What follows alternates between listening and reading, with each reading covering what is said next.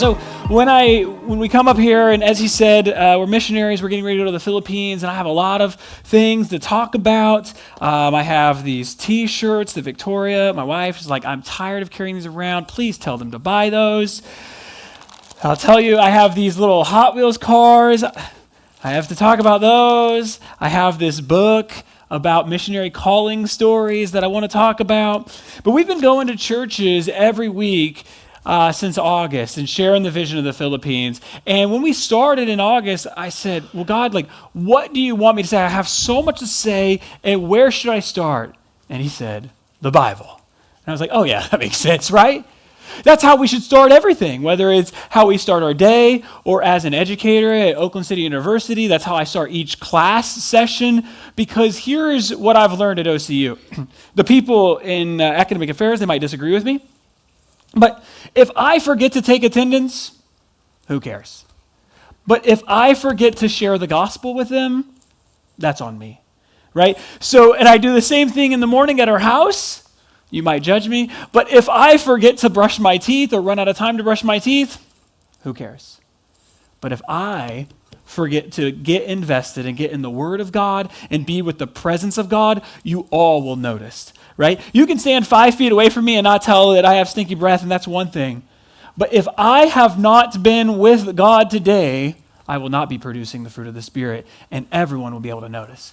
And I will be more than miserable and more than unbearable. So, in a similar fashion, let's start by reading today. The words will be on the screen, or you can join with me in Matthew chapter 4, verses 18 through 20. So Matthew chapter 4, verses 18 through 20. And I'll be reading out of the New International Version, and those will be on the screen there as well. You can join with me, Matthew 4, 18 through 20. It's simple. Most of you have probably heard it before. And maybe you're like, okay, yeah, here's another mission verse, but I think it does so much more than that.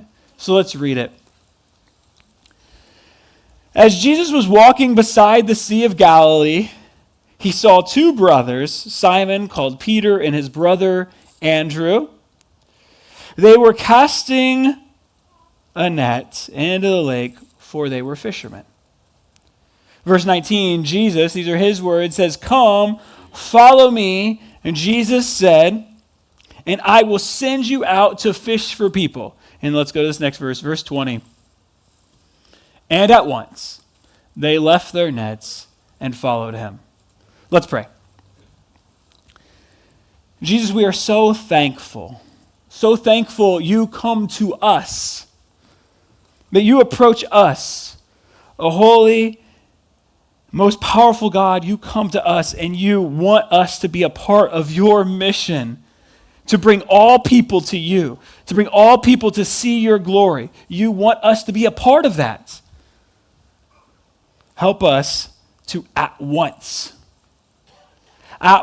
leave our wants, at once leave our expectations, at once leave our desires and follow you. We're so thankful for who you are and that your word is ever true and never failing. We pray these things in your name. Amen. So I was hoping that Victoria could share a little bit with you today, and hers is usually this next slide here, but she tried to take a blue Easter egg from Hazel, and that was the end of that. So she has to go take care of that. So I'll take care of this next slide for her. That's a couple pictures of General Baptist Bible College. You can see that's the layout of it. And I'll tell you more about that and show you some more pictures here in a bit. But that just gives you a layout of the land of what General Baptist Bible College does. But let's get to this next slide here.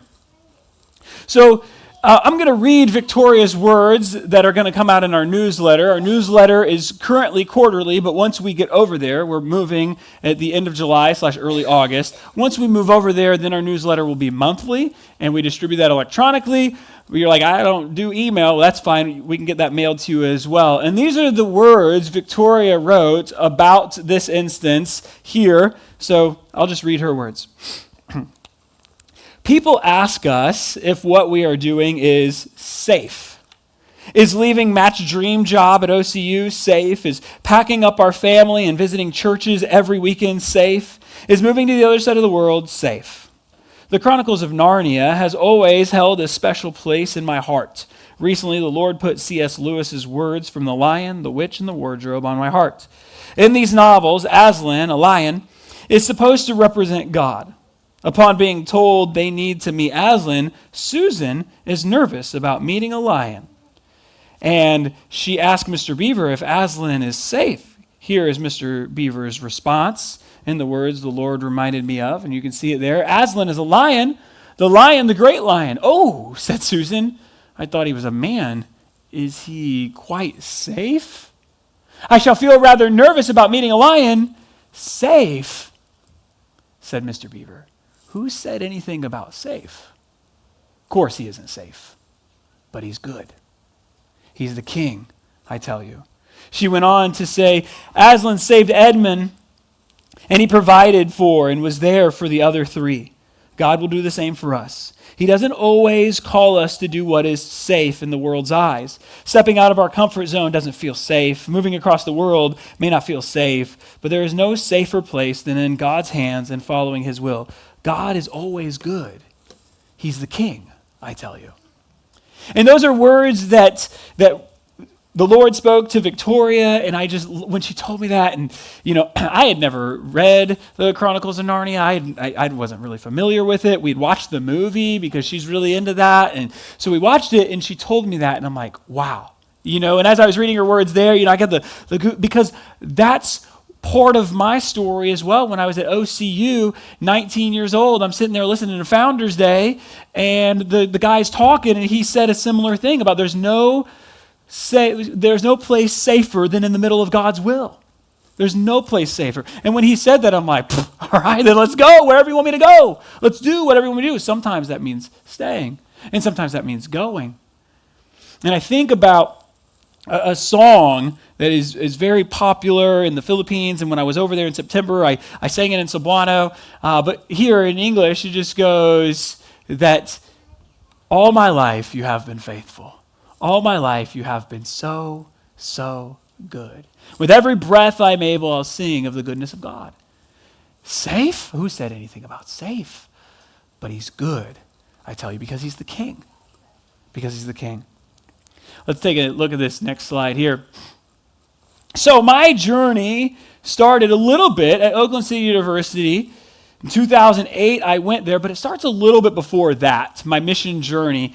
In 2004, I was 14 years old, and I love basketball. I've always loved basketball, and I wanted to get better at basketball, so I went to a basketball camp. I was 14 years old, and I was 5'2" and 80 pounds. And I remember going there, and there were these college students, and they're like throwing alley-oops off the backboard and dunking it home, and I thought, can you teach me how to do that? And they're like, nope. I'm like, oh. But here's something that the Lord has shown me is this phrase, when we see blank, God sees an opportunity. When I saw basketball, I went to the camp for basketball, God saw an opportunity, and here was the opportunity. At night, the camp evangelist, who spoke to us every night, he was a missionary, an Italian missionary. So he came and he shared with us about Italy, and he gave us these little stickers of the Italian flag. And he gave them to us, and he said, I want you to pray for Italy. Now, my dad's a cop, so I know how to follow rules. So I prayed for Italy every night. Every night through high school, I prayed for Italy. I sing and I play guitar, so I would make up songs about Italy and about the flag, and I would pray. However, when I was graduating high school, if you would have shown me a map of the world, and maybe even if you showed me one today, I could not point Italy out to you.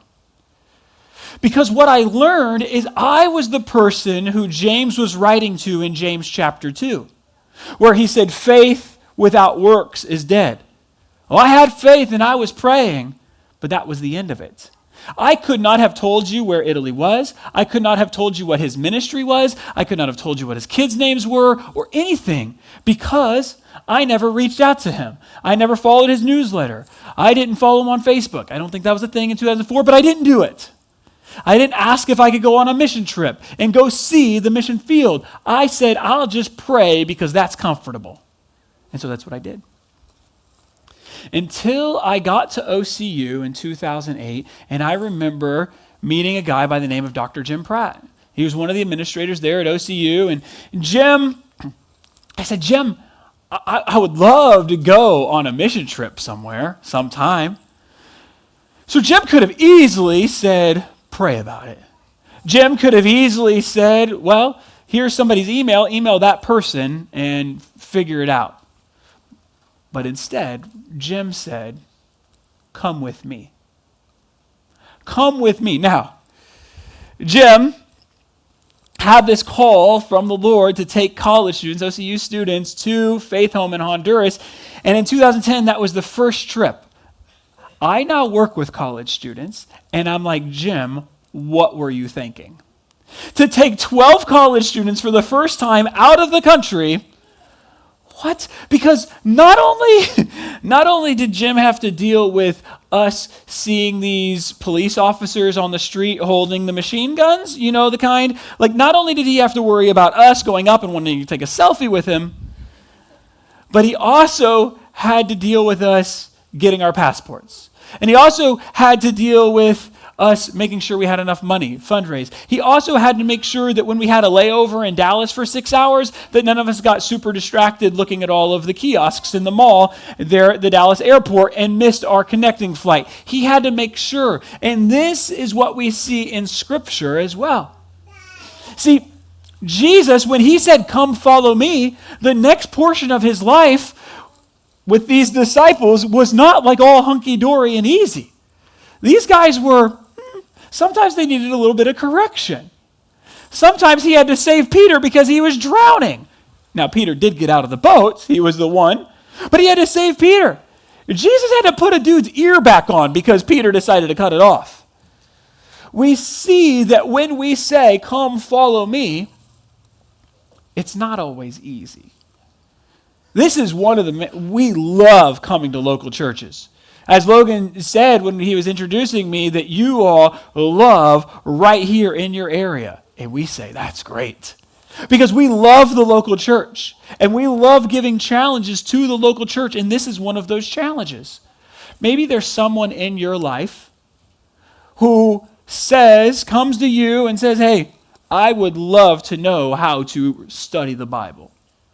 You could easily buy them a book. You could easily show them a YouTube video. You could easily say, just pray about it, or you could say, come follow me. There might be someone in your life who is trying to figure out how to raise their children in the Lord. And you're like, yeah, there's this book. Focus on the Family puts this book out. You could read that book or watch this YouTube, subscribe to this podcast or whatever. Or you could say, follow me. Not that you're doing it perfectly and not that Jim was doing it perfectly, but we're going together. And he says, follow me as I'm striving to follow Jesus. And I encourage you to do that in your life as well.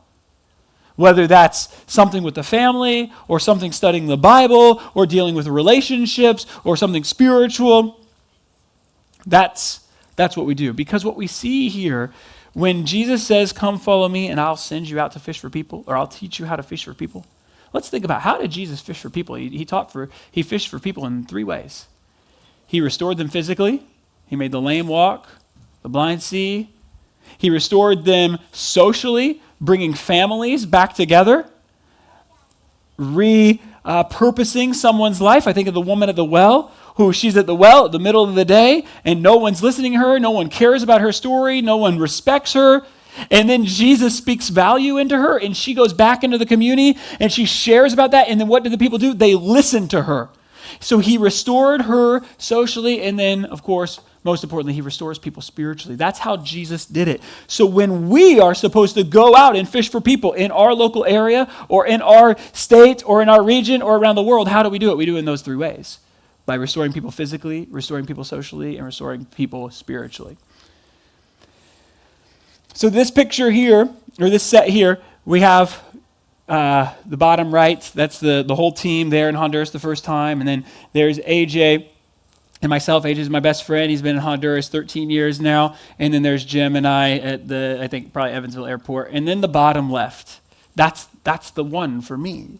Seeing these students, these kids at the time, and I text AJ, before I put this in the slide, he works with another organization down there, but he's like, all of those kids are now adults. And it's crazy for me to think about, because that's where my heart is, about empowering adults. And we can empower adults, young adults, first by starting when they're children, right? That's one of the best ways to empower an adult, is by start when they're a child. And then start when they're in youth, or start when they're in high school, and then start at college. And I just love empowering adults and showing them that they can have a life they never thought possible. So that's sort of my start. Let's go to this next slide here. After I went to Honduras, I had an opportunity, and I said, I want a little bit more, though. I want a little bit more. So I want to go on an internship.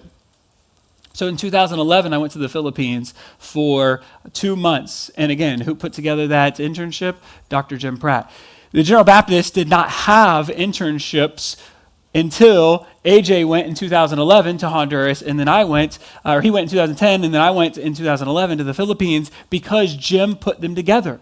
Because he said he saw the need, and he said, hey, I'll take care of it. And he set the meetings with Sean Warren, the director at the time. So when you're thinking and you're trying to contextualize, what can you do in your church or in your family? Well, you're like, that thing doesn't exist yet. Well, maybe God's calling you to do that thing. You're like, man, I would really love it if this thing happened at our church. Or, why don't we have like a parade in our community? Well, then do it, right? Well, then do it. And I'll tell you another story about that here in a second. But in my trip in the Philippines, I loved meeting the students and spending time with them. And again, very similar to my trip to Honduras the year before, seeing these kids. This girl was up in the mountains of Monte Salva Bible Institute and just comes up to me and just grabs my arm. And I was like, wow. Like, this is the dream about living in community with people from all over the world and spending time. I have no idea what she was trying to say, and she had no idea what I'm trying to say, but we're together. We're together. And it was so great. And I was able to visit different churches throughout the region, whether it be in the mountains or the valleys, and seeing these pastors who were passionate about right there, ministry taking place right there in their area, and it was so, so exciting. But the story continues, and we'll get to that in a second. Let's go to this next slide here. So over the past several years, what did I do since 2011? Well, I was going through grad school, because school takes time, and then I got a dog. And this was in 2018. I got a dog, and I named her Water the dog, because what I found out is when you're a single male, you can name a dog anything you want. So I named her Water, sort of a joke, and then later I found out it wasn't a joke, and the Lord called me to do something. See, at the time, the General Baptists were raising money for clean drinking water projects in India and Honduras, and they had just started it. And what was crazy is I have this golden doodle, and everyone kept coming up to me like, wow, she's so cute. She's just so cute. And I was like, okay, cool. Then the Lord's like, well, you can do something about it. You can help raise money. And I'm like, what am I going to do? Literally, the only thing she can do is be cute. And like, fine, put her face on a sticker and sell the stickers.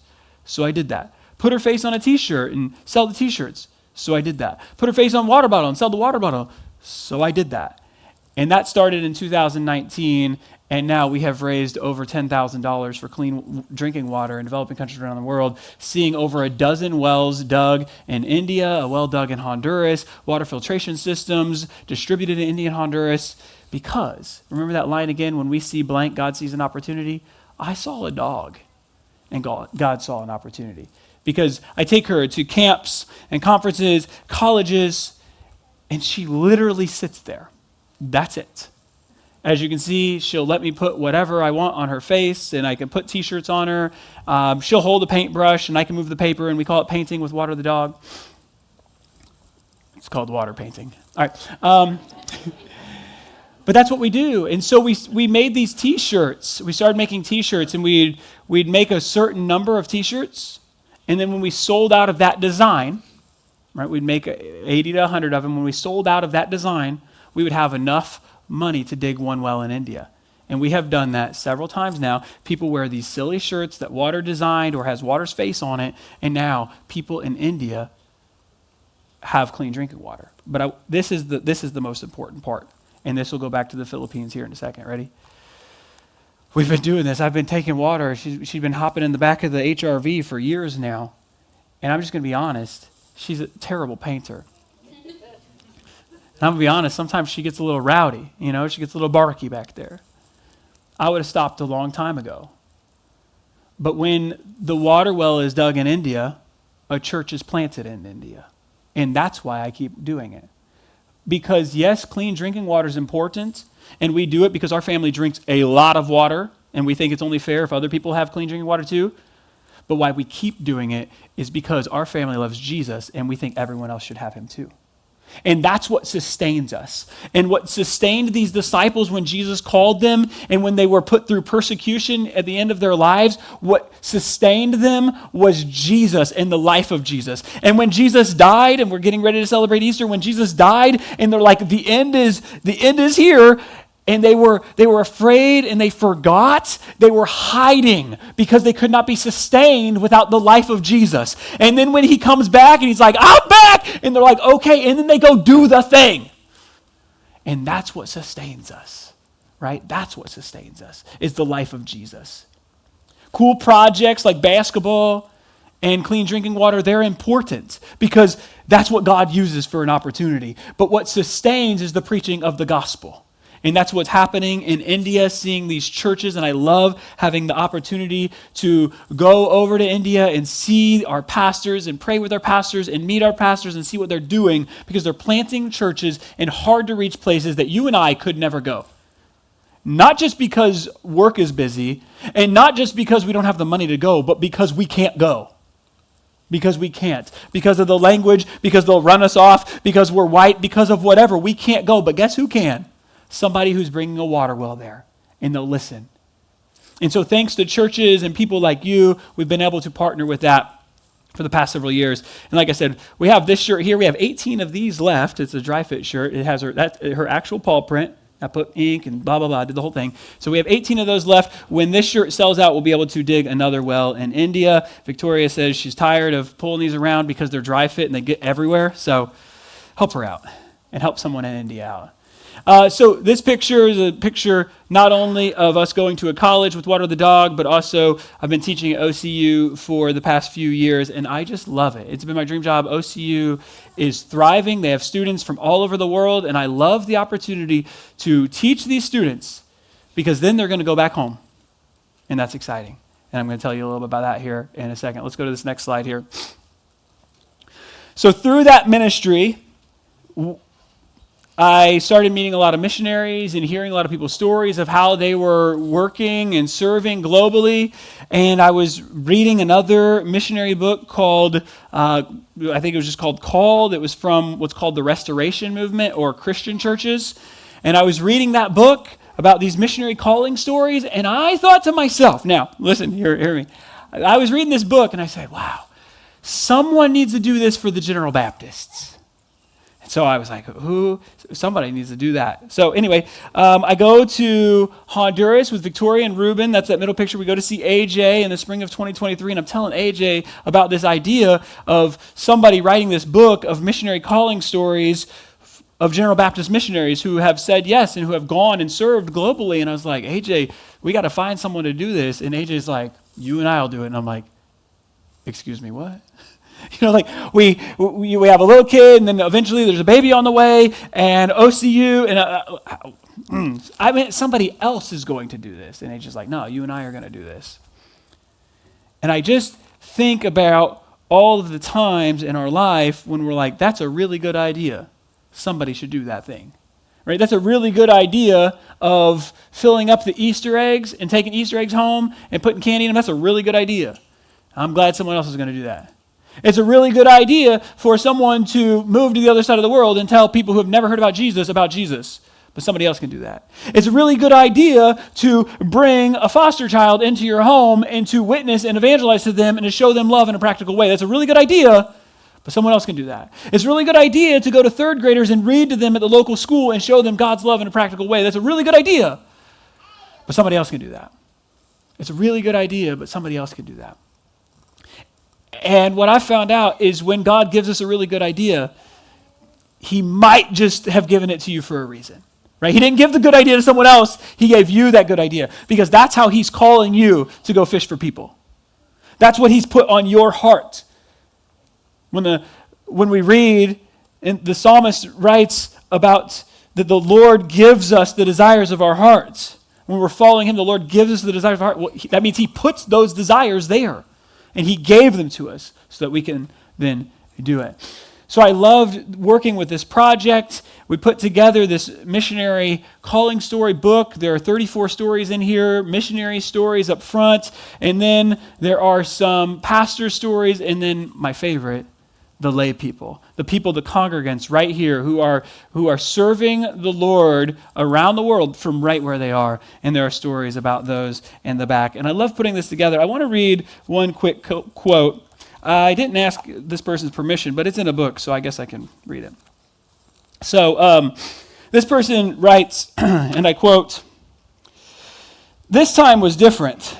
This was asking too much. I could say no to Johnny, but could I say no to God?"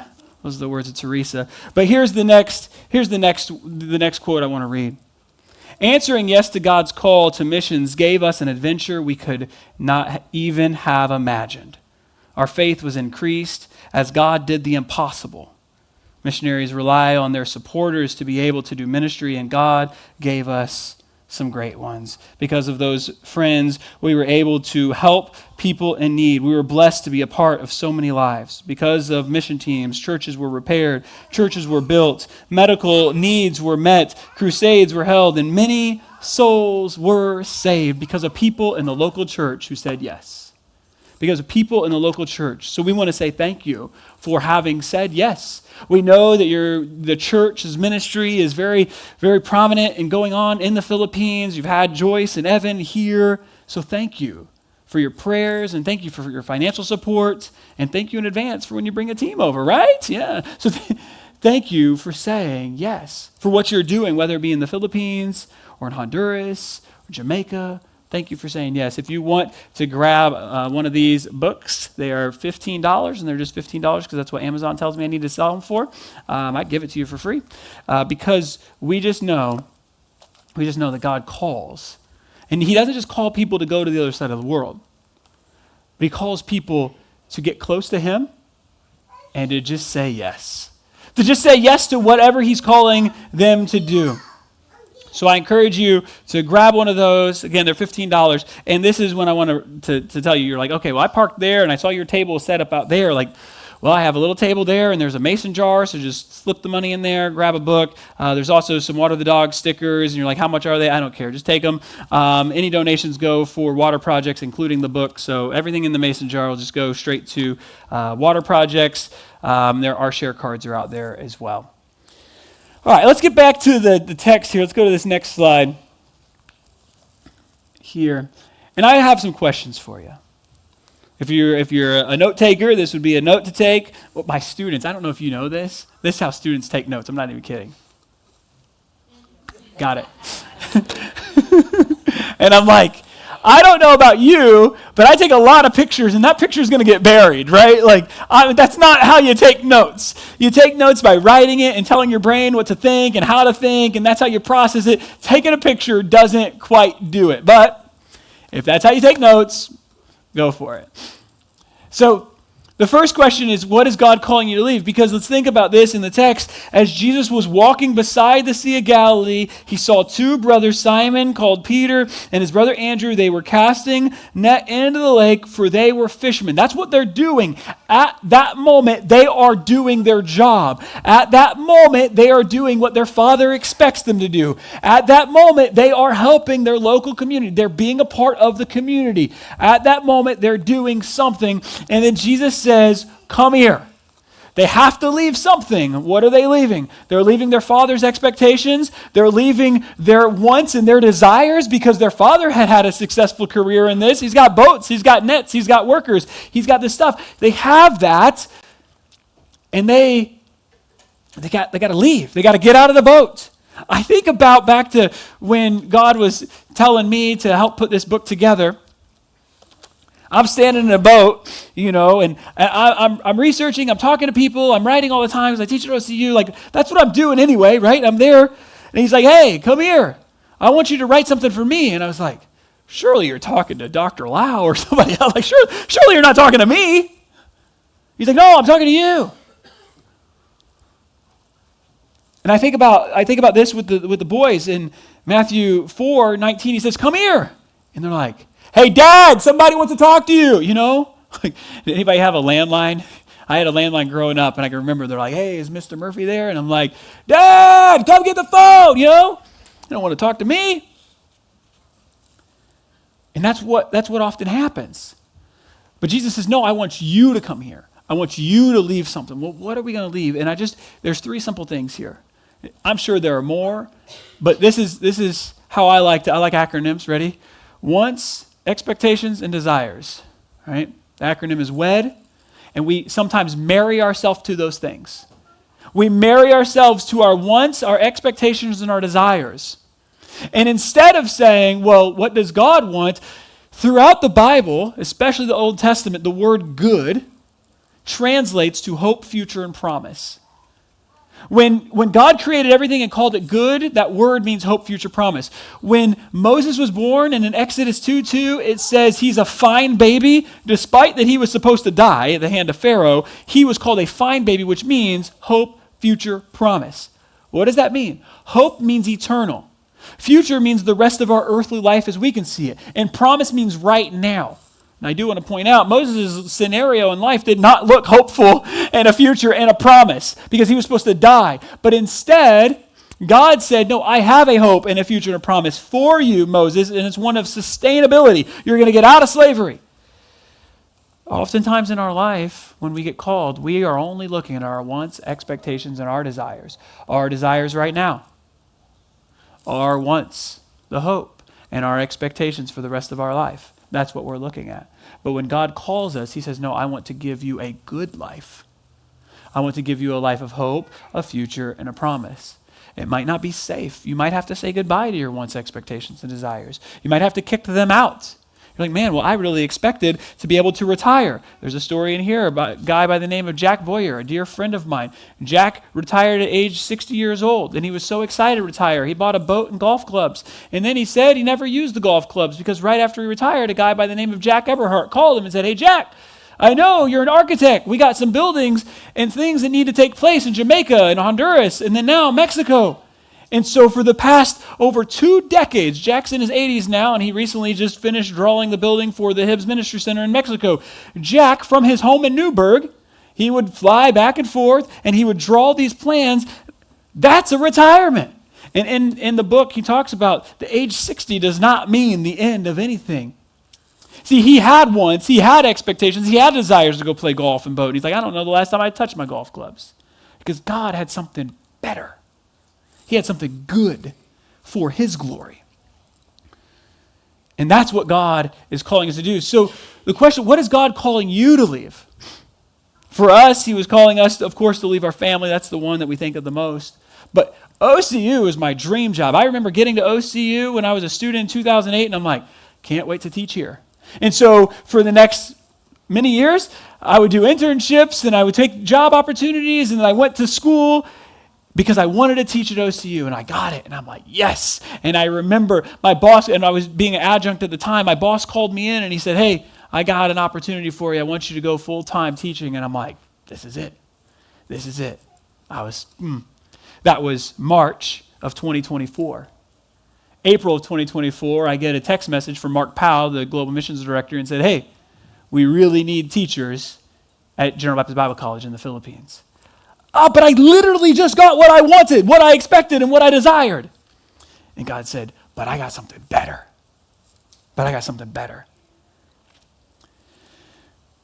What is he calling you to leave? So let's go to this next slide here. The next part is, where is God calling you to follow him? I think a lot of times we're really good at coming to Jesus. I know I make the joke about like, hey, Dad, like calling somebody else, but I think we're really good at coming to Jesus. I think this is the part we miss out on sometimes. We're good at coming to Jesus, and we're like, hey, Jesus, as long as you stay right there, I'm good. And she's like, no, we're going somewhere. Like, wait, what? Like, I just got here. The boys, they're like, I got out of the boat. I walked to the shore. And I'm like, all right, Jesus, what do you want? He's like, follow me. And like, I mean, the water feels really nice here, and it's really hot out there. He says, but follow me. Follow me. A lot of times we come to Jesus. We come to church. We do what we're called to do. We read the Bible. We're good. We're doing Deuteronomy 6 in our family, in our house. We're teaching the Bible. We got it going on. If you're like, what is Deuteronomy 6? Time out really quickly. This is a sidebar. I'll get back to it. Deuteronomy 6. Ready? So Reuben is 3 years old. All right. Anybody have little kids? You got little kids? Yeah, you got little kids? Okay. We recently went through Christmas, and his birthday is the 22nd of December. So we recently went through that time. And so for 3 months, we went through this phase of, I want this for Christmas, right? I don't know if you, as parents, ever went through that, but we did. So what did Reuben end up doing is he ended up marking things that he would want for Christmas. When we would go through a store, he would say, hey, he'll take a picture, and then he'll click the heart button to like it on my phone, and he's marking it for Christmas. Why does he mark the toy? Well, because it's important to him. He wants to come back to it. He wants to see it again. So I encourage you to mark Deuteronomy 6 because it's important and because you should go back to it because it's something that holds value. And what does Deuteronomy 6 say? Well, it's the Shema. The Israelites would have it memorized. Hear, O Israel, the Lord our God is one. Love the Lord your God with all your heart and soul. But as it continues on, it says how we should live our life. And we should be teaching the Bible in our house. We should be teaching the Bible in the street. And we should be teaching the Bible to people we've never met. And that's what Jesus ends up saying here, there, and everywhere, and in the Great Commission in Matthew 28. So Deuteronomy 6, I encourage you to mark it because it's important. But where is God calling you to follow him? Where is God calling you to follow him? Well, for us, it's to the Philippines. And the question might be, why the Philippines? Why the Philippines? Well, one of the biggest reasons is because I love seeing people win. I love seeing people win. Now, I'm also very competitive, so I would rather you not win against me. But I love seeing people win. I love creating games in the classroom for my students to achieve. I teach a very difficult course at OCU that all the students are like, oh, this might sometimes for them, it's their second time taking the class. And I love seeing them succeed in the class because we can do great things. And I love seeing people succeed. And at General Baptist Bible College, they've had a vision for a decade now of sending missionaries to places where you and I don't have easy access. They have, through this association of Southeast Asian nations, this is partnership, the Filipinos have access to places that you and I could not go. I just want to tell you, here's what the Association of Southeast Asian Nations is. There are 10 countries in this place. And maybe when Joyce was here, she talked about this because she's been passionate about it for a decade. But there's this association of countries. There are 10 countries in this association. There's 10 countries, and they can just move from one place to the next. Their jobs, they can go there, they can work in the hotels, they can work in the industry. It's really cool. They can just go in and out, right? It might be difficult for us to go to those 10 countries, but for them, that's why it's an association. They can just go in and out. Of those 10 countries, 9 of them are not even close to being Christian nations. Some of them, it's illegal to bring the Bible in. Some of them, it's illegal to evangelize. Some of those 10 countries, it is very difficult to bring the gospel in. And as a result, some of those Christians are less than 5% Christian. But I'm sure you know one of those countries in that association of Southeast Asian nation is the Philippines, where these students and these people can go and they can just go work in the hotels. They can go work as taxi drivers. They can go work in construction. It's been a vision and a mission of Joyce for our graduates to go and start churches in these places. And I am so glad and so thankful that we get the opportunity to go and be teachers at the Bible college and empower these students. And that's why I told that first part of the story about Dr. Jim Pratt. I could easily, when we get over there, say, hey, here's a website, here's a YouTube video, watch this. But I am so thankful and grateful that I get the opportunity to tell these students, follow me. Come with me when I go to India next. And then I'll introduce you to our missionary there, and our missionary will teach you how to evangelize the Hindus. Come with me next when we go to Saipan, and Saipan has people from all over the world, and we can do evangelism because you speak a language I don't speak. Come with me. I'm so excited for that opportunity. I'm so excited for that opportunity. And that's where God is calling us. Yes, God's calling us to the Philippines, but it's much, much greater than that. And we're excited to see people from the Philippines go to the ends of the earth. We're also excited for people from the ends of the earth to come to the Philippines. I say General Baptist Bible College, and maybe for you, you've been sitting here thinking that General Baptist Bible College, because you're like, college, okay, it's a bunch of 18 to 25-year-olds who are taking out student loans and sending their clothes home on the weekends for their parents to wash. I've been using that joke for weeks, and no, it's a bad. I get it out. Throw it out. Right? But that's not General Baptist Bible College. General Baptist Bible College is a college, and they do have 100 students who are training to be pastors and Christian teachers. But they also have over 600 students, kindergarten to 12th grade. 600 students. Now, GBC is one of the top-rated private schools in the city. If you know anything about education and you know anything about wealthy people, where do they want their kids to go to a private school? The top-rated school in the city. So these people, they might be Indian, they might be from other nations. I know India is one. They might be from China. They're these business leaders, but they also are Muslim and Hindu and Buddhist and atheist and tribal religions. And they're sending their students to General Baptist Bible College. Because, as I mentioned in the beginning, when they see education, God sees an opportunity. And he's teaching these kids about Jesus. And a lot of them have been receiving Jesus for years now. And I asked Joyce, I said, Joyce, these kids are getting Jesus throughout their childhood. Like, how many of those students are going to the Bible college to become pastors? And she's like, none. Why? And she's like, well, they're not like so much being discipled per se, because where are they going to church?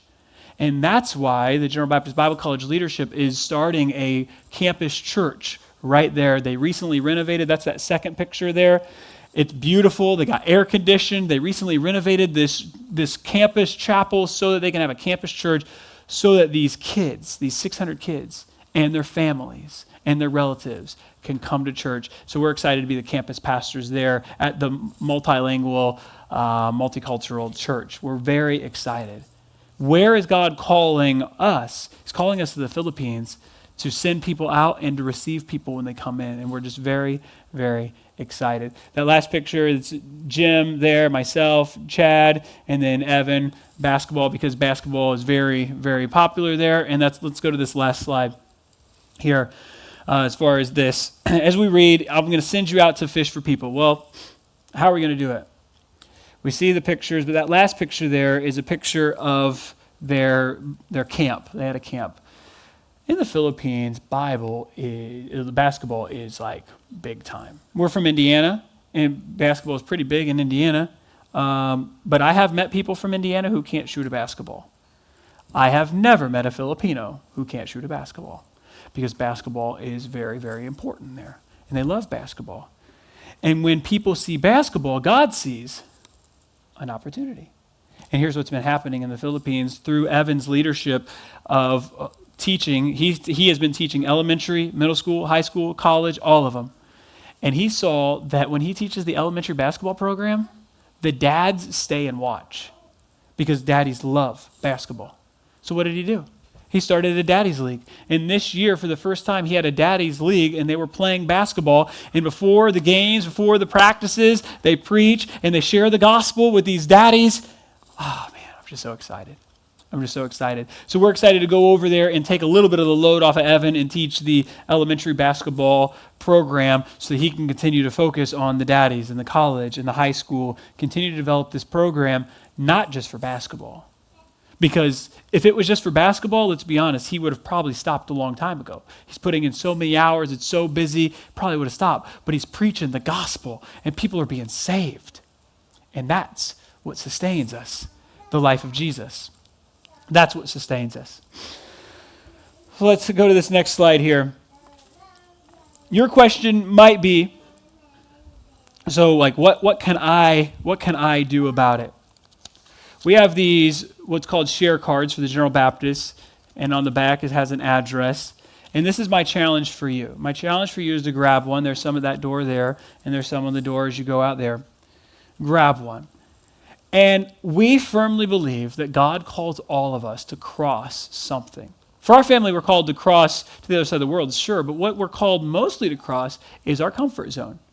Because it's comfortable living in Southwest Indiana, teaching at OCU. It's comfortable living in your wants, expectations, and desires. It was comfortable for the boys to just stay in the boat and hang out with their dad and hang out with their relatives and fish how they'd always known to fish. It's comfortable.